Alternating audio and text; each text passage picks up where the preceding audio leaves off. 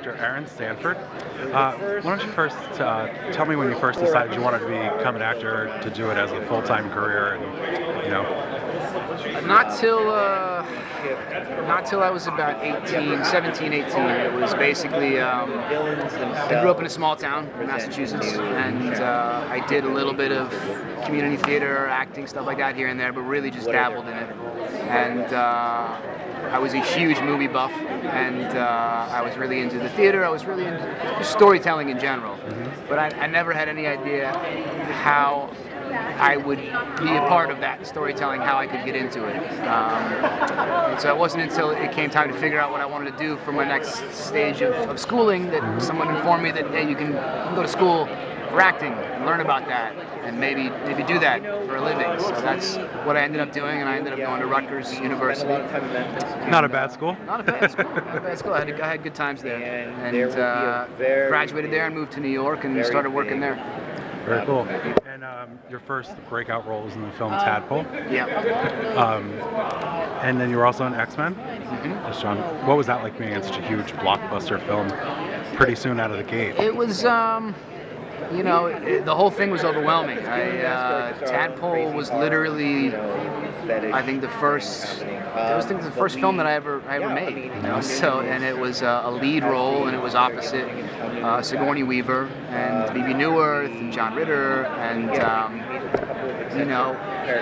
the whole thing was shot in 14 days. So it was this bizarre little experience that I wondered if it had even happened after I did it. It was just so fast and so amazing, and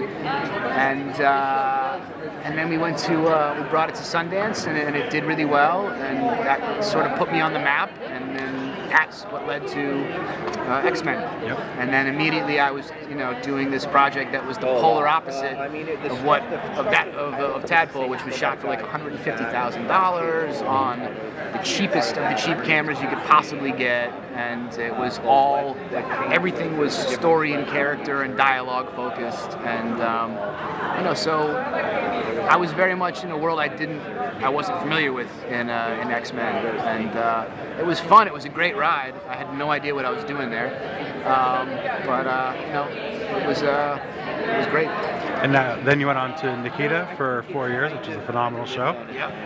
What was that experience like? That was great. That's the longest job I've ever had.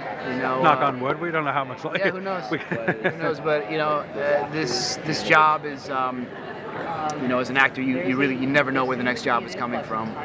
So that was a big change for me, to not shoot something for 2 weeks or a month or maybe 2 months and then immediately be thinking about what's next. The more time travel, the better. Really settle into things a little more when you know it's going to be a long-term thing. Right. So it was great. It was a great opportunity to build a character. I've never built a character over the course of 4 years. And that's one of the great things about TV is, from both an actor's perspective and I think from an audience perspective, I know you can really get to know these characters and have them become a part of your life. You have a long-term relationship with the characters over years sometimes. I think that's amazing. And now you're on 12 Monkeys. Yep. Which is another show where you're only known by your last name, even the characters have. Yes. What is it about you that people don't like your first name? I don't know. People always called me Stanford growing up too. Yeah. I don't know. People just they disregard my first name. Your character shouldn't even have first names. I don't know what that's going about. forward. So what's coming up in the second season that you can tease? So the second season is starts off with my character in a very different place than he was in season 1. He starts out this guy who grew up in the apocalypse and has seen horrible things, has done horrible things. He comes from a place where human life is very cheap, and he's very comfortable with violence and murder. And through his experiences in season 1, seeing our world, or the present that he's never seen before, and seeing people in a different way, and getting to know Cassie and falling in love, changes him. And he values human life more than he ever did before. So he's sort of coming from a place now. He's got a little more morality, and he's not so quick to take a life. And now, if you could time travel back or forward, well, I guess forward wouldn't really make sense, but if you could travel back, where would you travel back to? Yeah, I definitely wouldn't travel forward. I just don't have a lot of hope for good things happening in the future. Maybe way in the future they'll figure it out. But you know, I love the past. The great thing about season 2 is they use the time machine a lot more. We get to go to instead of just the apocalypse and the present, we get to go to the 1940s. We get to go to the 70s. I think there's another few periods we're going to go to. So that's been a ton of fun, and I would love to explore in real life. I'd love to see the 20s through the 40s. It was a great period of time. See me, you don't want to travel back to the grease trucks in New Brunswick?